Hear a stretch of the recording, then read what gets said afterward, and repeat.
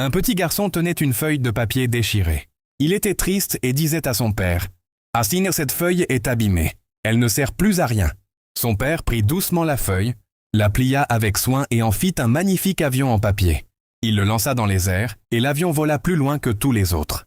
Le père regarda son fils et lui dit « Ce n'est pas parce qu'une chose est blessée qu'elle a perdu sa valeur. Entre de bonnes mains, ce qui est abîmé peut encore accomplir de grandes choses. » Mes frères et sœurs, nous sommes souvent comme cette feuille. La vie nous déchire par les épreuves, les déceptions et les blessures. Mais lorsque nous remettons notre vie entre les mains de Dieu, nos blessures ne deviennent pas notre fin. Elles deviennent le début d'un témoignage. C'est pourquoi le thème de notre méditation est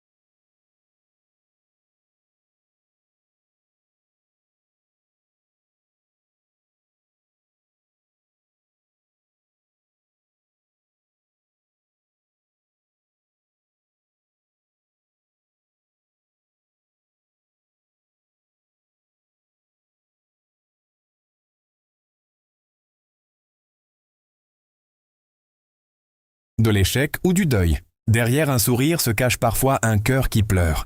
Mais la bonne nouvelle est que Dieu n'abandonne jamais ceux qui souffrent. Là où les hommes voient une fin, Dieu voit un nouveau commencement. Aujourd'hui, Dieu veut nous rappeler que la foi transforme les blessures en témoignages. Dieu est proche des cœurs brisés.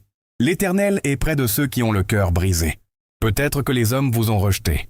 Peut-être que vous avez été trahis ou oubliés. Sachez que Dieu ne vous abandonne pas. Plus votre cœur est brisé, plus Dieu désire vous relever. Ce qui semblait être une malédiction est devenu le chemin qui l'a conduit au palais. Les mêmes blessures qui voulaient détruire Joseph sont devenues son témoignage. Dieu peut faire la même chose avec votre vie. Jésus est notre plus grand exemple. A été rejeté, insulté, humilié et crucifié. Pourtant, la croix, qui semblait être une défaite, est devenue la plus grande victoire de l'histoire.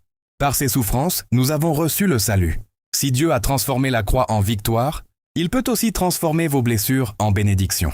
Votre blessure peut devenir le miracle de quelqu'un d'autre. Dieu ne vous restaure pas seulement pour vous-même. Votre témoignage peut relever une personne découragée, redonner l'espérance à une famille et conduire quelqu'un à Christ. Ne soyez pas honteux de ce que Dieu vous a fait traverser. Lorsque Dieu vous relève, votre histoire devient une preuve vivante de sa fidélité. Mon frère, ma sœur, ne laissez pas vos blessures définir votre avenir.